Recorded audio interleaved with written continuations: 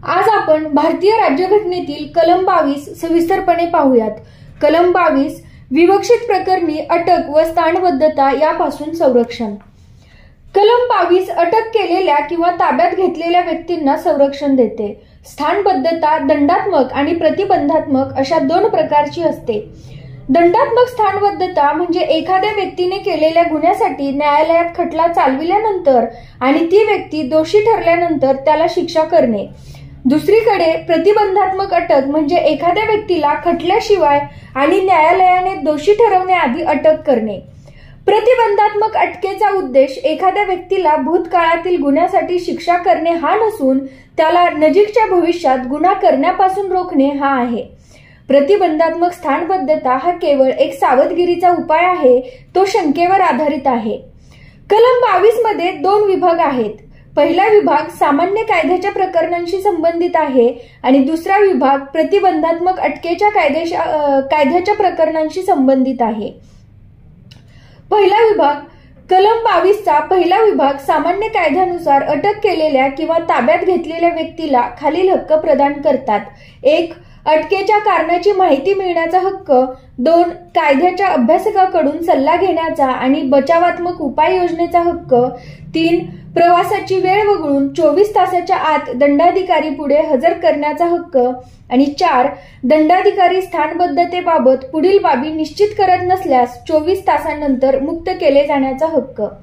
हे उपाय शत्रू राष्ट्राचे नागरिक असणाऱ्या परदेशी व्यक्तींसाठी किंवा प्रतिबंधात्मक अटक कायद्याअंतर्गत अटक केलेल्या किंवा ताब्यात घेतलेल्या व्यक्तींसाठी उपलब्ध नाहीत। कलम 22 च्या पहिल्या विभागात न्यायालयाच्या आदेशानुसार होणारी अटक, दिवाणी अटक, आयकर भरण्यात अयशस्वी ठरल्याने होणारी अटक, परदेशी व्यक्तीला हद्दपार करणे या प्रकारच्या अटकेचा समावेश होत नाही असे सर्वोच्च न्यायालयाने नमूद केलेले आहे। ते केवळ गुन्हेगारी किंवा निम्न गुन्हेगारी स्वरूपाच्या किंवा सार्वजनिक हितासाठी प्रतिकूल असलेल्या काही कृतींसाठी लागू होतात। कलम 22 चा दुसरा विभाग प्रतिबंधात्मक अटकाव कायद्याअंतर्गत अटक केलेल्या किंवा ताब्यात घेतलेल्या व्यक्तींना संरक्षण देतो। हे संरक्षण देशाच्या नागरिकांना तसेच परदेशी व्यक्तींनाही उपलब्ध आहे। त्यात खालील बाबींचा समावेश होतो। 1. जोपर्यंत सल्लागार मंडळाने स्थानबद्धतेची मुदत वाढविण्यासाठी योग्य कारण दिले नाही तर एखाद्या व्यक्तीला 3 महिन्यांपेक्षा जास्त काळ स्थानबद्धतेत ठेवता येत नाही। उच्च न्यायालयाचे न्यायाधीश अशा सल्लागार मंडळाचे सदस्य असतात। दुसरे, स्थानबद्धतेत ठेवल्या जाणाऱ्या व्यक्तीला अटकेचे कारण कळवणे अपरिहार्य आहे, मात्र सार्वजनिक हिताच्या विरुद्ध बाबींचा खुलासा करण्याची आवश्यकता नसते। तिसरे, स्थानबद्धतेत ठेवल्या जाणाऱ्या व्यक्तीला अटकेच्या आदेशाविरुद्ध निवेदन करण्याची संधी देणे गरजेचे आहे। कलम 22 नुसार संसदेला पुढील अधिकार आहेत। 1. सल्लागार मंडळाचे मत विचारात न घेता प्रतिबंधात्मक अटकाव कायद्याअंतर्गत एखाद्या व्यक्तीला 3 महिन्यांपेक्षा जास्त काळ स्थानबद्ध ठेवता येईल अशा परिस्थिती आणि प्रकरणांचे प्रकार निश्चित करणे।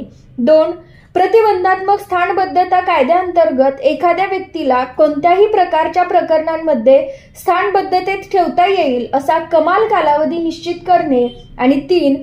चौकशीबाबत सल्लागार मंडळाने पालन करण्याची प्रक्रिया निश्चित करणे। सन 1978 च्या 44व्या घटना दुरुस्ती कायद्याने सल्लागार मंडळाचे मत न घेता एखाद्या व्यक्तीला स्थानबद्ध ठेवण्याचा कालावधी 3 वरून 2 महिन्यांपर्यंत कमी केला आहे। मात्र ही तरतूद अद्याप अंमलात आलेली नसल्याने मूळ 3 महिन्यांचा कालावधी ग्राह्य धरला जातो। राज्यघटनेने संसद आणि राज्य विधानमंडळांमध्ये प्रतिबंधात्मक अटकेच्या संदर्भात वैधानिक अधिकाराचे विभाजन केलेले आहे। संरक्षण, परराष्ट्र व्यवहार आणि भारताच्या सुरक्षेशी संबंधित कारणांसाठी प्रतिबंधात्मक स्थानबद्धता कायदा करण्याचा विशेष अधिकार संसदेला आहे। देशाची सुरक्षा, सार्वजनिक सुव्यवस्था आणि समाजाला आवश्यक साहित्य आणि सेवांचा पुरवठा या कारणांसाठी संसद आणि राज्य विधानमंडळे एकाच वेळी प्रतिबंधात्मक स्थानबद्धता कायदा करू शकतात। संसदेने बनविलेले प्रतिबंधात्मक स्थानबद्धता कायदे खालील प्रमाणे आहेत। 1. प्रतिबंधात्मक स्थानबद्धता कायदा 1950 सन 1969 मध्ये हा कायदा कालबाह्य ठरवण्यात आला। 2. आंतरिक सुरक्षा व्यवस्था अधिनियम MISA 1971. 1978 मध्ये हा अधिनियम रद्द करण्यात आला. 3. परकीय चलनाचे संरक्षण आणि तस्करी प्रतिबंधक कायदा COFEPOSA 1974. 4. राष्ट्रीय सुरक्षा कायदा NASA 1980. 5. काळा बाजार प्रतिबंध आणि जीवनावश्यक वस्तूंच्या पुरवठ्याची सुरक्षा अधिनियम PBMSECA 1980. 6. दहशतवादी आणि विघटनकारी कारवाया कायदा ताडा 1985. सन 1995 मध्ये हा कायदा रद्द करण्यात आला. 7. गुंगीकारक औषधद्रव्ये आणि मनोआरोग्यावर परिणाम करणारे नशेचे पदार्थ यांच्या अनैतिक व्यापारासंबंधी प्रतिबंधक अधिनियम PITNDPSA 1980. 8. दहशतवाद प्रतिबंधक अधिनियम POTA 2002. हा अधिनियम 2004 मध्ये रद्द करण्यात आला. 9. बेकायदेशीर कारवाया कायदा UAPA 1967. या अधिनियमामध्ये 2004, 2008, 2012 आणि 2019 मध्ये सुधारणा करण्यात आल्या. भारतीय संविधानाचा अविभाज्य भाग असणाऱ्या प्रतिबंधात्मक स्थानबद्धतेच्या तत्वाचा जगातील अन्य कोणत्याही लोकशाहीवादी देशाने आपल्या राज्यघटनेत समावेश केलेला नाही, ही खेदजनक बाब आहे. अमेरिकेतही याबाबत कोणतीही तरतूद करण्यात आलेली नाही. ब्रिटनमध्येही केवळ पहिल्या आणि दुसऱ्या महायुद्धाच्या वेळी या तत्वाचा अवलंब करण्यात आला होता. भारतात ब्रिटिश राजवट सुरू असताना प्रतिबंधात्मक स्थानबद्धतेची व्यवस्था होती. उदाहरणार्थ 1818च्या बंगाल राज्य बंदिवान नियमन आणि 1939च्या भारत सुरक्षा कायद्यामध्ये प्रतिबंधात्मक स्थानबद्धतेची तरतूद होती.